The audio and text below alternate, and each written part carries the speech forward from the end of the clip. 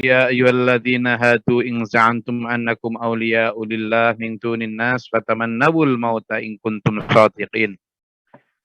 Jadi ayat ini berkaitan dengan klaim ya klaimnya Yahudi bahwa mereka adalah satu ras, satu kaum yang dimuliakan oleh Allah. Ya, mereka adalah kaum yang disayangi oleh Allah dengan banyak bukti memang ya. Dan Allah sendiri menyatakan dalam Al-Quran itu wa anni faddaltukum 'alal alamin. Banyak itu dalam beberapa ayat. Wa anni dan sungguhnya aku faddaltukum melebihkan kalian orang-orang Yahudi 'alal alamin atas seluruh alam. Nah, ini mungkin menjadi satu alasan mereka untuk jumawa, sombong. Satu di antaranya adalah banyaknya rasul yang diutus dari kalangan Bani Israel. Banyaknya rasul yang diutus dari kalangan Bani Israel, terutama dari garis keturunan Nabi Ibrahim alaihissalatu wassalam, sampai kemudian kepada Ismail, Ishak. Nah, dari Ishak ini ada Yakub. Nah, dari Yakub ini banyak sekali ya, mulai dari Yusuf dan seterusnya sampai Nabi Musa, sampai Nabi Isa. Dan ini jadi satu kelebihan sendiri bahwa banyak rasul yang diutus dari Bani Israel.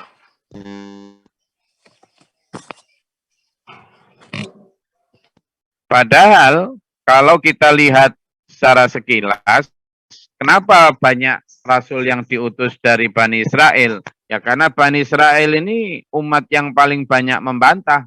Kalau dilihat dari sudut pandang itu kan harusnya bukan malah menyombongkan diri, tetapi malah prihatin.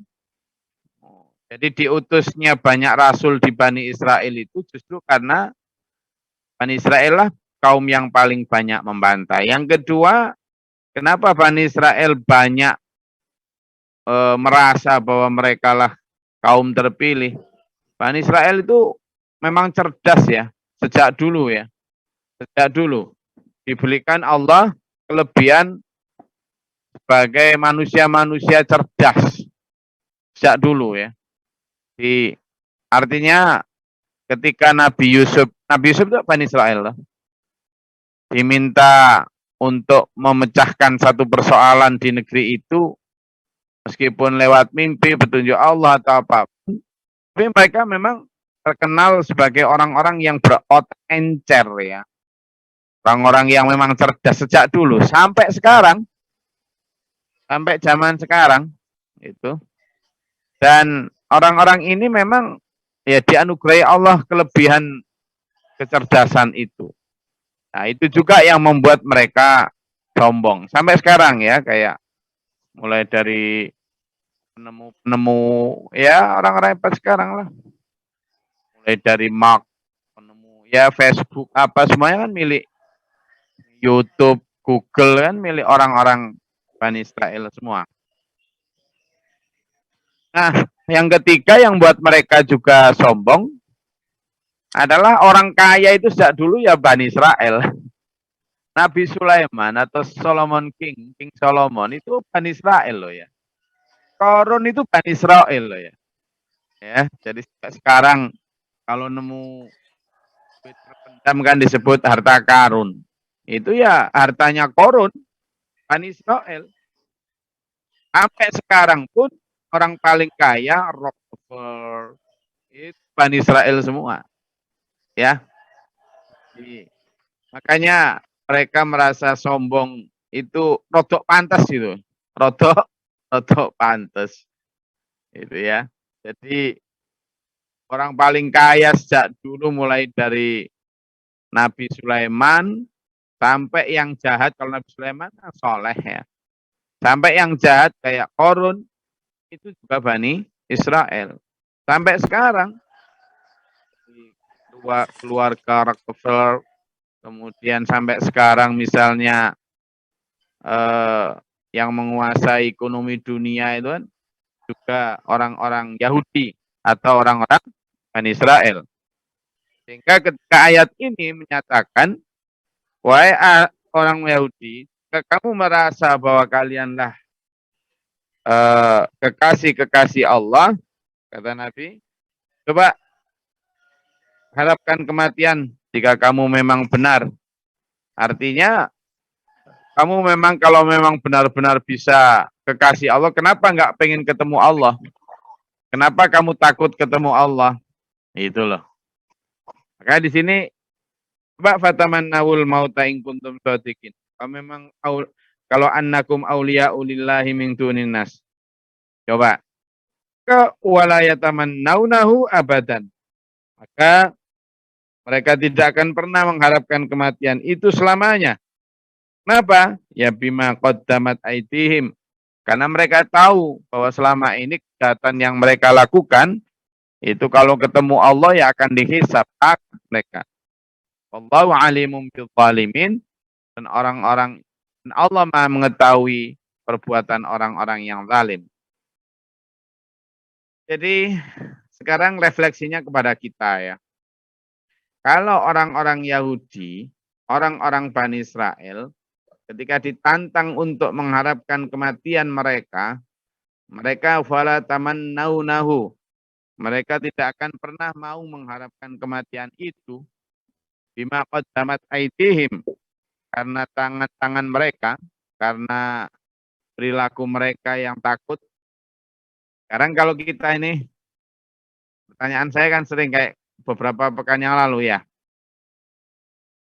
Kalau saya ini orang planet lain, lalu ketemu sampean yang berasal dari planet bumi, lalu saya tanya apa yang bisa kau tawarkan kepadaku supaya aku tertarik tinggal di planet bumi, sebuah planet yang mungkin kamu bisa promosikan, para penduduknya rukun,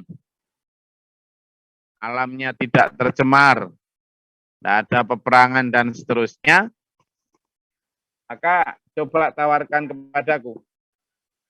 Nah, manusia kan tidak bisa tuh nawarkan. Nah, kalau gitu, apa yang membuat kalian kemudian tidak bersedia untuk segera balik ke akhirat untuk bertemu Allah?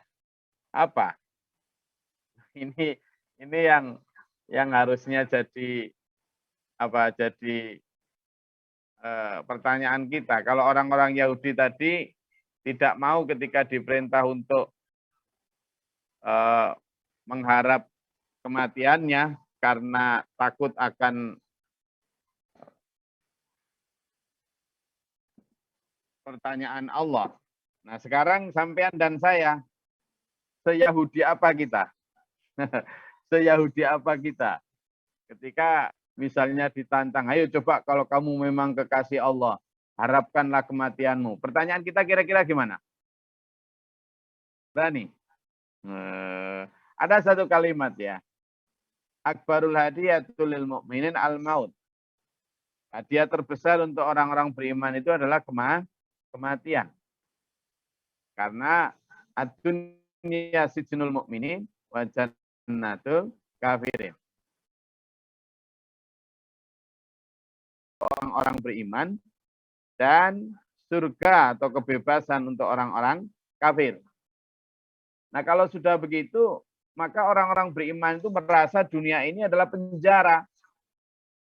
Tidak boleh begini, tidak boleh begitu banyak aturan, lalu kemudian juga menghadapi tantangan mainstream, sehingga kematian itu adalah suatu gerbang yang memang membuat orang-orang beriman akan mendapatkan apa yang dijanjikan Allah. Keridhaan, gitu ya, ampunan, dan segala macam yang dijanjikan Allah. Nah, sehingga orang-orang beriman itu sangat merindukan akhirat, tetapi juga sangat motivated atau termotivasi dalam menjalani dunia. Nah, ini yang salah. Yang salah dari manusia ketika memandang orang beriman seolah-olah kalau rindu akhirat, kalau cinta Allah atau sangat mengharapkan pertemuan dengan Allah itu seolah-olah pengen mati. Enggak ya. Enggak. Atau kemudian sudah enggak mau dunia, lalu nang mati wae, enggak boleh. Orang berharap mati juga enggak boleh.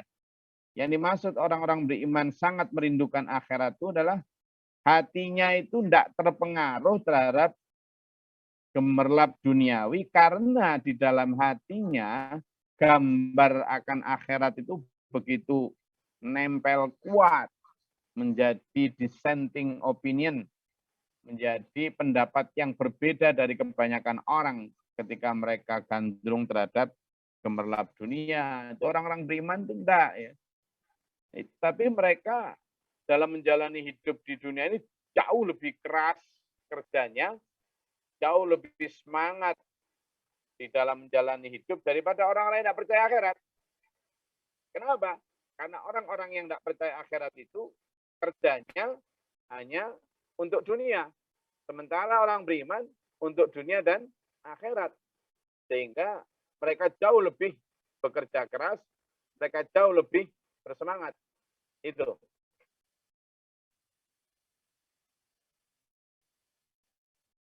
Sehingga orang-orang beriman itu kalau misalnya ditantang kayak peperangan gitu ya, peperangan melawan orang-orang kafir itu semangat sekali, tidak takut mati mereka, meskipun juga tidak berharap mati ya.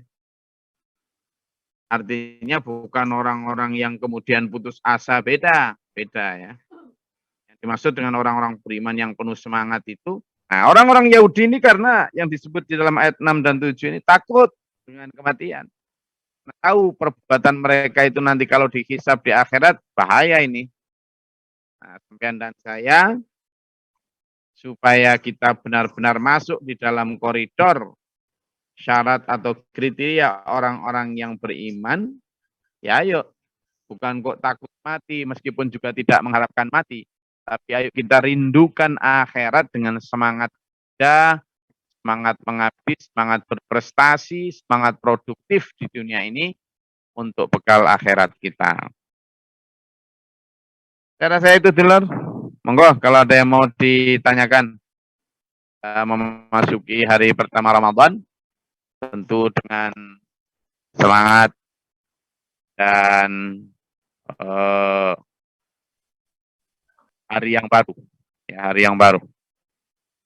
Hari baru ini rasanya gimana? Jangan terus nanti, waduh ini waktunya tidur ini. Karena tidur itu ibadah untuk orang-orang berpuasa. Ya wis tidur wae mulai pagi sampai nanti buka puasa. Orang ngono konsepnya ku ndak gitu. Ndak gitu dulu ya. Ya.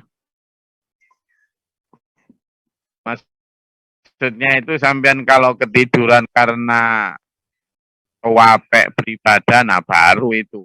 Tapi kok sengaja tidur ini ya ini saya baru mengkamerakan orang-orang di depan saya ini. Alhamdulillah dari sekian puluh hanya satu yang melek. Alhamdulillah. Saya biarkan ngoceh sendiri. Alhamdulillah. Sudah nemeni saya lah, alhamdulillah tuh. Nah ini yang kameranya mati-mati ini mudah-mudahan juga berbarokah karena ibadah istirohah. Amin. Monggo silakan kalau ada yang mau ditanyakan. Izin bertanya, Gus. Silakan. Assalamualaikum warahmatullahi wabarakatuh. Ya. Barusan disebutkan bahwa tidurnya orang berpuasa itu ibadah, Gus. Berarti berpahala. Kalau gitu enak tidur aja cari pahala. Mohon penjelasannya. Matur. Assalamualaikum warahmatullahi wabarakatuh. Jadi sebenarnya ini jangan kaget ya, jangan kaget.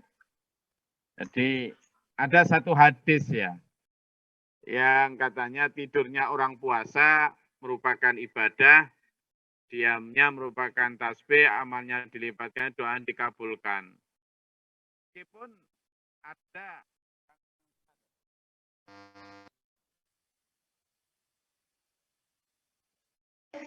Suaranya hilang, Gus. kandungan bahwa dalam hadis itu seolah-olah baik, tapi sebenarnya hadis yang mengatakan bahwa tidurnya orang puasa merupakan ibadah, itu hadis palsu loh. Hati-hati loh ya. Jadi disebutkan adalah Al-Imam Al-Baihaqi yang menuliskan lafadz itu dalam kitabnya, dalam kitab yang bernama Syu'ab Al-Iman. Ya, lalu dinukil oleh As-Suyuti dalam kitabnya Al-Jami'us Shaghir. Tapi saya menyebutkan bahwa status hadis itu adalah dhaif. Dhaif itu lemah. Ya. Namun As-Suyuti yang menyebutkan bahwa status dhaif itu lemah juga dikritik oleh para muhaddis atau ahli hadis yang lain. Karena menurut kebanyakan hadis, para muhaddis, status hadis ini bukan hanya dhaif, tetapi justru palsu atau maudhu'. Kalau dhaif itu hanya lemah dari sanad atau dari matanya. Tapi kalau maudhu' itu palsu, jadi itu bukan disampaikan oleh Rasulullah. Jadi Imam Al-Baihaqi telah menyebutkan bahwa ungkapan ini merupakan hadis nabawi. Karena di dalam jalur hadis itu terdapat perawi yang bernama di sini disebutkan Sulaiman bin Amr An-Nahahi. Itu kedudukannya pemalsu hadis. Ya. Dan itu juga disebutkan, disampaikan oleh Al-Iraqi bahwa Sulaiman bin Amr termasuk dalam daftar orang-orang pendusta.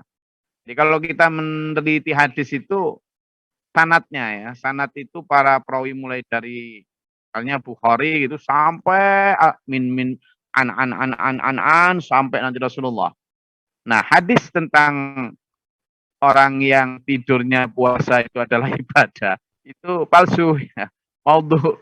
Jadi jangan dipercaya. Tapi kadang orang yang delek enak ya kan. Nah, itulah.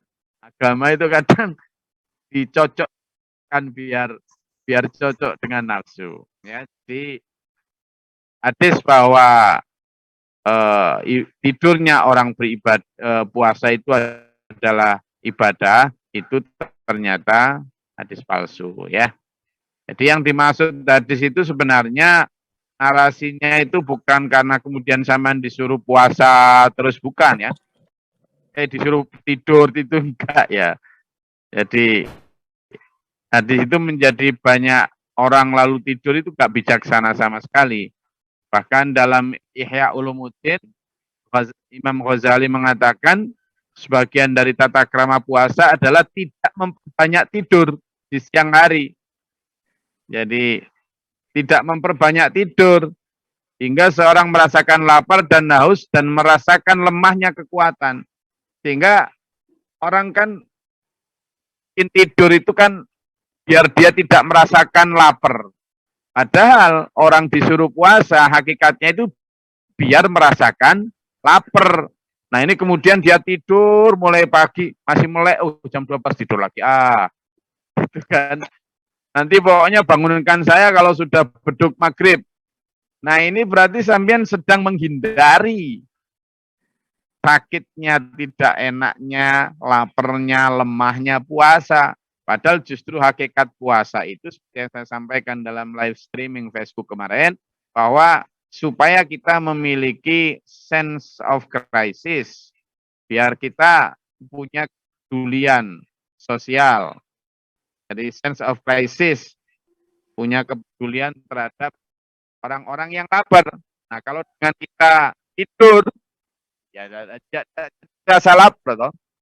Jadi hadis tentang tidurnya orang puasa itu adalah ibadah, adalah hadis bukan saja dhaif, tetapi maudhu' atau palsu.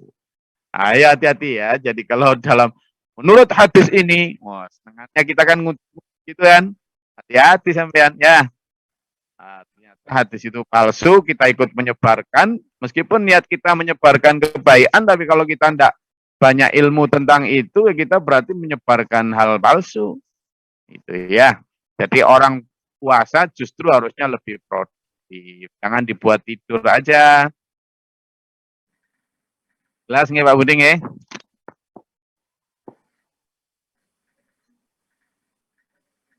Jelas? Oke. Sudah saya sebutkan tadi.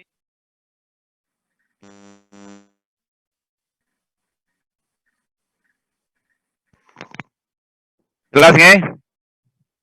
Penjelasan jawaban saya? Jelas, Gus. Oke. Ada lagi? Silakan. Izin, Gus. Wah, Iya, mumpung puasa ini nanya fikih sholat tarawih, Gus. Sholat tarawih itu kan termasuk qiyamul lail, gitu, Gus. Itu kenapa ada sholat tarawih dan tahajud gitu, dan bagaimana batasannya tarawih dan tahajud, artinya mau niatkan tarawih atau tahajud di dalam niat kita gitu. ya. Itu mungkin pertanyaan saya, Gus. Ya. Matur suwun. Jadi gini, tarawih itu tidak disunahkan oleh Rasulullah lah ya. Jadi di zaman Rasulullah itu tidak ada tarawih. Tidak ada. Ada para mufasir yang menyatakan bahwa Rasulullah itu pernah melaksanakan tarawih itu hanya 3 kali dalam seumur hidup itu. 3 kali itu pun lalu diberhentikan karena khawatir akan dianggap menjadi wajib. Ya, jadi ada perbedaan pendapat. Apakah tahajud itu sama dengan tarawih? Tentu beda. Kenapa? Karena tarawih itu sebuah ibadah yang dilakukan baru di masa sahabat terakhir dan tabi'in. Nah, kalau kita lihat baik di Imam Malik, di mazhab-mazhab 4 itu ya, tarawih itu rata-rata jumlahnya 20. Lalu ditambah witir 1 atau 3. Hampir di semua kitab mazhab 4 itu, baik Syafi'i, Maliki, Hanafi, Hambali, itu semuanya adalah apa? 20. Tidak ada yang nyebutkan 8. Tarawih loh ya. Gitu. Nah, yang dilakukan Rasulullah Muhammad SAW itu adalah tahajud. Tahajud. Itulah kenapa ketika Rasulullah di luar Ramadan pun ya tahajud seperti biasa.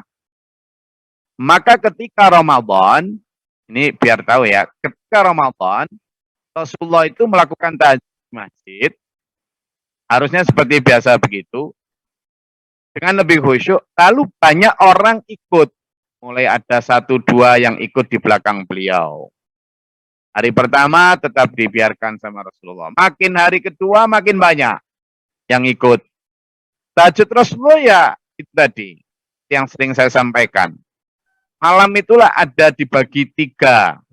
Sepertiga malam pertama, sepertiga malam kedua, dan sepertiga malam terakhir. Sepertiga malam pertama itu dari Isya sampai sekitar jam 10 atau 11. Sepertiga malam kedua itu mulai dari jam 10 sampai jam 2 jam 3. Nah, sepertiga malam terakhir itu jam 2 jam 3 sampai fajar. Rasulullah tahajudnya itu sepertiga malam terakhir. Sepertiga malam terakhir. Nah, di masa Ramadan Rasulullah juga begitu. Salat di sepertiga malam terakhir. Pertama di bulan Ramadan juga. Sama beliau sholat di luar bulan Ramadan. Cuma di bulan Ramadan itu Rasulullah hampir lebih banyak menghabiskan waktu beliau di masjid. Sehingga ketika tahajud itu banyak yang ikut. Hari pertama ikut, dibiarkan sama Rasulullah. Hari kedua ikut, banyak lagi, dibiarkan sama Rasulullah. Hari ketiga lebih banyak lagi sama Rasulullah. Lalu ketika dilihat lebih banyak lagi, sehingga hari keempat Rasulullah tidak keluar dari kamar beliau. Orang udah banyak nunggu. Gitu. Orang udah banyak nunggu. Akhirnya ketika Rasulullah tidak keluar, akhirnya subuh Rasulullah keluar. Bahkan ketika malam itu, orang ngira bahwa Rasulullah itu ketiduran. Sampai ada yang membangunkan dengan cara melemparkan kerikil ke atas rumah beliau. Rasulullah ketika subuh keluar setelah salat menyampaikan bahwa aku tahu kalian nunggu-nunggu aku. Tapi aku tidak keluar sengaja, aku khawatir kalau ibadah itu kalian anggap sebagai wajib. Ya. Tentang jumlah rakaat, Rasulullah ketika tahajudnya itu macam, menurut Ibnu Umar, dari hadis Ibnu Umar, tahajudnya Rasulullah itu 2 rakaat, 2 rakaat, 2 rakaat. Lalu 1 witir, 1 rakaat witir. Kalau dari Aisyah bermacam, kadang 2 rakaat, 2 rakaat, 2 rakaat lalu witir, ada yang 4 rakaat, 4 rakaat lalu witir. Dan itu dilakukan Rasulullah tetap di sepertiga malam terakhir. Nah, setelah Ramadan, Rasulullah tetap seperti biasa. Dan tidak ada yang namanya tarawih, ya tahajud Rasulullah itu. Nah, ketika masa sahabat, sampai di masa Umar kalau nggak salah itu, banyak orang yang sudah jarang melakukan tahajud bersama di masjid itu. Sehingga Umar kemudian punya inisiatif untuk menggeser waktu sepertiga malam terakhir itu ke sepertiga malam pertama. Yakni habis Isya itu dilakukanlah salat atau qiyamul lail yang bernama tarawih. Tetapi karena waktunya lebih sore sehingga lebih ringan, biar bobotnya tetap sama, ditambahkanlah rakaatnya menjadi 20. Lalu ditambahkan dengan witir. Sehingga sekarang yang kita kenal ini 23. Dan itu yang ada di kitab-kitab para imam. Nah, itu yang kemudian disebut sebagai tarawih. Ya, jadi apa yang mau sampean lakukan? Ya silakan. Kalau memang sampean ingin melakukan tarawih, ya 20 itu. 23 itu. Kalau sampean mau melakukan tahajud malam, yang sepertiga malam Rasulullah itu, ya 11 itu. Gitu. Sepengetahuan saya begitu. Ya. Jadi mana yang salah? Loh, yang namanya Rasulullah itu kan bersabda, ikutilah sunnahku dan sunnah para sahabatku. Sehingga kalau sampean mau melakukan yang 11 rakaat sepertiga malam terakhir, ya bagus saja. Kalau mau melakukan sepertiga malam pertama, ya lakukan yang 20. Nah, ini kadang diambil gampangnya. Mengambil rakaat yang 11, tapi ditaruh di sepertiga malam pertama. Nah, juga gampangnya, juga enaknya. Loh. Jadi, sampean kalau mau tarawih, itu mau melakukan tarawih atau tahajud? Kalau tahajud, sampean sepertiga malam terakhir, seperti yang dilakukan Rasulullah.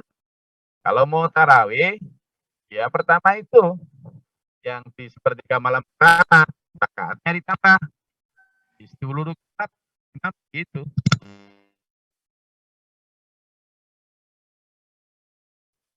Seluruh kitab imam, begitu. Imam Malik, Imam Hanafi, Imam Hambali, Maliki, semuanya. Ahmad. Begitu. Sekarang sama mau yang tahajud atau gitu. Ya. Jelas, Pak Saiful? Alhamdulillah jelas Gus. Nah, sekarang jelas, berarti ayo kita jelaskan ke yang lain. Nah, di sini di SMA ya saya wadahi. Bagi dulur-dulur yang mau tarawih, ya sore ini tadi ada juga yang habis sisa dipakai tarawih karena ada masyarakat sekitar yang memang tradisinya tarawih, ya dipersilakan ikut tarawih. Cuma mereka nggak mau 20, katanya ada diskon. Sehingga sekarang 11. Tapi taruh seperti malam pertama. Kalau saya memilih yang tahajud malam. Alhamdulillah juga dulur-dulur SMA banyak yang ikut. Ya. Oke. Ada lagi? Silakan Pak Wid.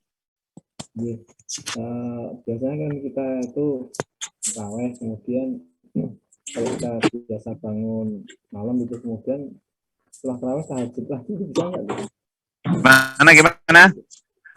Kan raweh ya di masjid, kemudian pulang malamnya kita sholat malam lagi, itu boleh nggak? Boleh. Angsal mawon, boleh Pak Wid. Tetapi witirnya sekali aja.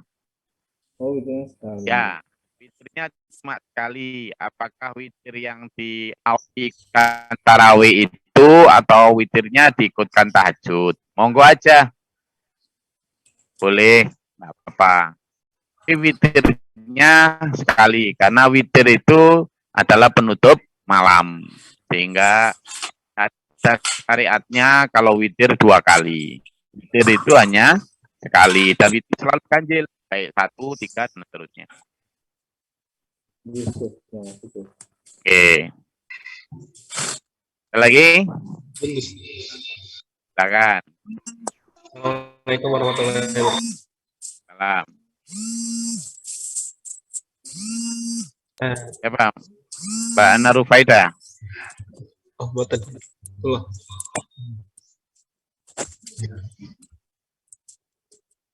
Apa? Ada.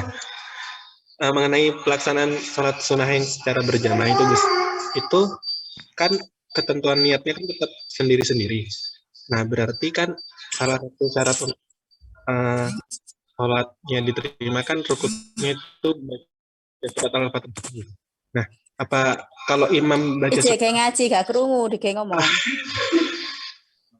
Nah, kalau imam baca surat Al-Fatihah, sedangkan yang makmumnya itu kan biasanya ngikutin, Gus, tanpa baca surat Al-Fatihah lagi. Nah, kalau sholat sunnah berjamaah ini kan niatnya sendiri-sendiri. Jadi, apa jamaah itu tetap baca Al-Fatihah, Gus? Terima kasih. Jadi ini juga sudah pernah saya sampaikan. Kalau sampean memang niatnya jamaah, maka sampean mengikuti imam. Ya, mengikuti imam. Dan kalau memang tarawih itu diniatkan berjamaah seperti sunnahnya para sahabat, maka sampean meskipun itu ibadah sunnah, tetapi mengikuti imam. Jadi, dan sebenarnya apakah ibadah sunnah itu boleh dilakukan berjamaah? Boleh saja ya, tidak ada larangan. Tidak ada larangan. Asal kita tahu bahwa sampean sebenarnya sholat Idul Fitri, sholat Idul Adha, kemudian sholat gerhana dan lain sebagainya itu sunnah semua loh ya. Dan sampean lakukan juga dengan apa?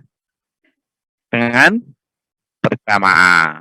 Artinya sholat berjamaah itu sunnah, itu boleh dan ada dasarnya. Nah, ketika tarawih, kalau memang sampean niatkan sendiri-sendiri ya sampean tetap harus baca Al-Fatihah. Tetapi ketika sampean niatkan itu dengan berjamaah dan sampean sebagai makmum, ya sampean tidak harus baca Fatihah. Sebagian pendapat mengatakan begitu. Artinya ketika sampean mengikuti sebagai makmum cukup imam yang mengatakan alhamdulillahirabbil alamin dan seterusnya. Kita cukup mengaminkan amin. Tapi kalau sampean ingin membaca lagi surat Al-Fatihah itu setelah imam menyampaikan boleh, monggo saja. Tapi syarat sah sampean sebagai makmum ya cukup itu. Idza raka'a farka, idza sajada fasjud dan seterusnya. Terus nggih? Yes, matur suwun. Lagi? Oke, Izin, saya Gus. rasa ada ya, silakan. Di dalam puasa Ramadan kan ada 2 hukum yang tidak menjalankan puasa, diantaranya bayar fidyah atau yang melanggar puasa, yang tidak puasa ketika disengaja pada siang harinya. Itu ada namanya kafarat atau denda. Nah, bagi yang belum sempat membayar puasa, Gus, tiba-tiba saat ini masuk Ramadan, itu masuk dalam fidyah atau kafarat, Gus, dan takarannya berapa? Terima kasih, Gus. Jadi kalau fidyah itu kan dianggap sebagai takaran kalau misalnya dia belum itu dia tidak masuk, dia harus membayar mengganti puasanya ya. Kafarat maupun fidyah itu kan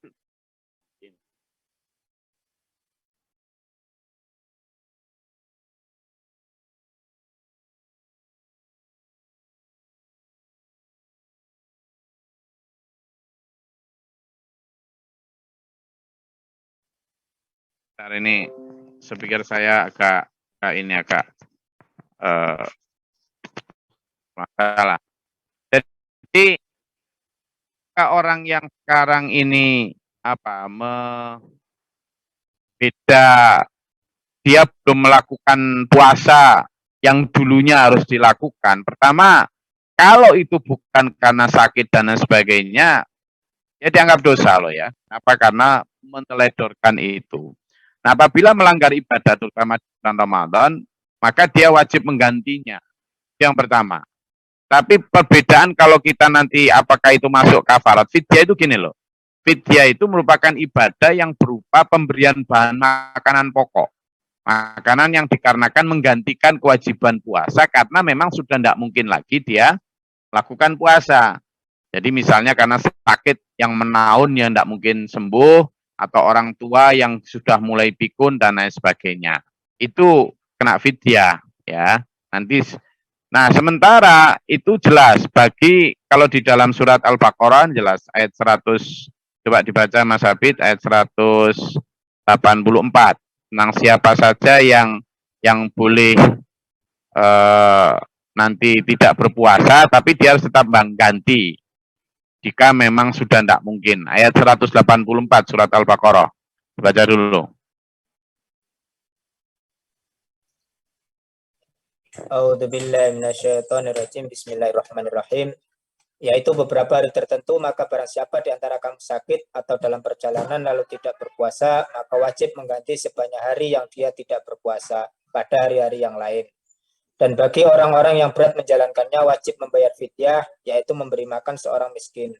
Tetapi barang siapa dengan kerelaan hati mengerjakan kebaikan, maka itu lebih baik baginya dan puasamu itu lebih baik bagimu jika kamu mengetahui. Sadaqallahul adzim. Ya, jadi perbedaan antara fidyah dan kafarat, kalau fidyah itu jelas hanya berupa harta, ya, membayar sekian gitu ya. Tapi kalau kafarat itu beda. Kafarat itu tidak hanya tebusan dalam bentuk harta, tapi juga bisa dalam bentuk puasa. Misalnya yang orang maaf ya, karena dia puasa karena melanggar itu sampai dia harus memerdekakan budak, ya kan? Atau misalnya melanggar janji itu kan dia harus sampai memerdekakan budak atau memberi makan 60 orang miskin cuma sekali. Kan berpuasa selama berturut-turut 2 bulan. Nah, kalau yang orang yang melanggar sampai menemui Ramadan lagi, itu tetap dia hanya kena menggantikan puasa dan membayar fidyah tadi. Ya. Ada saya itu, dengan cara memberi 60 orang. Oke. Ada lagi? Saya rasa cukup ya. Kita Pak Jo. Apa Pak Jo? Konten, guys. Kembali ke ayat 7 tadi, guys. Ya. Berarti kan Bani Israel itu kan tahu kalau dia itu pembangkang, dia tahu kalau apa yang dilakukan itu salah, guys. Matur suwun. Ya. Sebenarnya ada Pak Jo di dalam salah satu ayat itu. Dikatakan gini, jadi mereka itu tahu Pak Jo. Makanya di situ disebut kena wala talbisul haqqo, dan janganlah engkau mencampurkan kebenaran dan kebatilan. Wa taktumu, dan kamu menyembunyikan isi dari kitab. Wa taktumul haqqo, kamu itu menyembunyikan yang benar. Mereka tahu sebenarnya bahwa Taurat itu begini, hukumnya begini. Tahu mereka. Tapi mereka sembunyikan itu dari umatnya, karena kalau itu sampai diketahui umatnya, maka mereka yang kena, karena mereka belum melakukan itu. Nah, itu sudah sejak dulu. Dan sekarang pun begitu kan. Banyak dari kita yang menyembunyikan isi kitab Quran, tidak kita sampaikan. Karena apa? Kalau itu kita sampaikan, kita tidak laku itu. Terutama kami para penyeru agama ini. Tidak laku. Kenapa? Tidak cocok dengan nafsu manusia.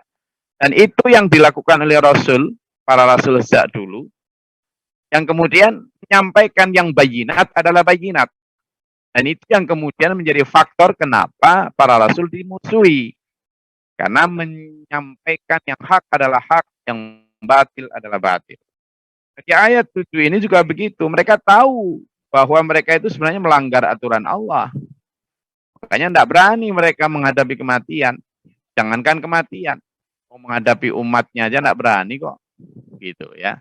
Makanya banyak dalam ayat Al-Quran disebutkan wa antum tatslunal kitab. Padahal kamu membaca kitab. Tahu isi kitab. Bahwa kamu itu keliru. Kamu justru talbisul haqqa bil batil. Kamu campur adukkan antara yang hak dan yang batil. Antara ajaran agama dengan tradisi dan lain sebagainya. Antara nafsumu, pendapatmu dengan firman Tuhan. Dan sebagian lagi, otak tumu kalian sembunyikan, tidak kalian sampaikan. Gitu. Makanya dalam banyak kajian kita kan kemudian, ternyata ada tuh ayat gitu. Ada. Ternyata begini. Gitu. Karena selama ini kita ngajinya itu seringkali disembunyikan dari hal-hal yang seperti itu, terutama yang menohok nafsu. Sehingga ayo, laki-laki jangan jadi Bani Israel. Ya.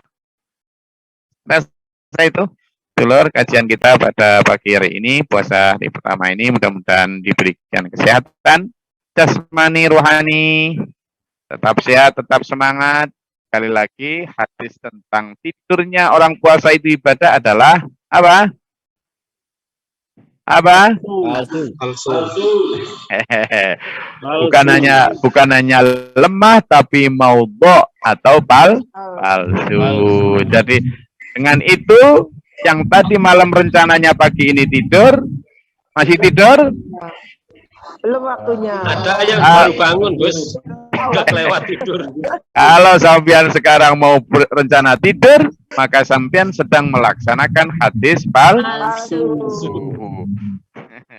Jadi, maka gimana? Ayo kerja, ayo produktif. Itu muslim sejati begitu. Merindukan akhirat dengan produktif di dunia. Ya. Merindukan akhirat dengan produktif di dunia. Bekerja lebih keras daripada orang-orang yang tidak percaya akhirat. Kenapa? Karena kita hidupnya untuk dunia dan untuk akhirat kita. Allah merahmati meridai kita, menuntun kita dalam siratal mustaqim ila akhir hayat. Amin. Allahumma sholli wa sallim barik ala sayyidina Muhammad. Allahumma ighfir lil mu'minin wal mu'minat wal muslimat wal ahya'i. Astaghfirullahaladzim wa mahdina fi man hadait wa 'afina fi man afait wa tawallana fi man tawallait wa barik lana fi ma atait wa qina syarra ma qadait fa innaka taqdi wa la yuqda 'alaika wa astaghfiruka wa atubu ilaika wa sallallahu sayyidina Muhammad. Allahumma daf'ana al-bala wal waba wa qadil hastin min al-jinni wal syaitan jin kufar. Rabbana najina wa lina waskabina min al-qawmi dhalimin. Rabbana la taj'alna fil qawmi dhalimin. Allahumma rafa'na darajatana. Rabbana amanna faktubna ma'a syahidin. Rabbana la tuzigh qulubana ba'da idh hadaytana wa hab lana min ladunka rahmah innaka antal wahhab. Rabbana waj'alna muslimina laka wa min dhurriyyatina ummatan muslimatan laka wa arina manasikana tub 'alaina innaka antat tawwabur rahim. Rabbana atina fid dunya hasanah wa fil akhirati hasanah wa qina adzabannar. ربنا افرغ علينا الصبر والصبر لنا فانصرنا كن كافرين توفنا مسلمين. ربنا تقبل دعاء انك انت السميع العليم. ان الله لم يزد صدورنا وبشر من عباد. ان الله على كل شيء قدير. سبحان ربك رب العزة عما يصفون وسلام على المرسلين. الحمد لله رب العالمين. السلام عليكم ورحمة الله وبركاته.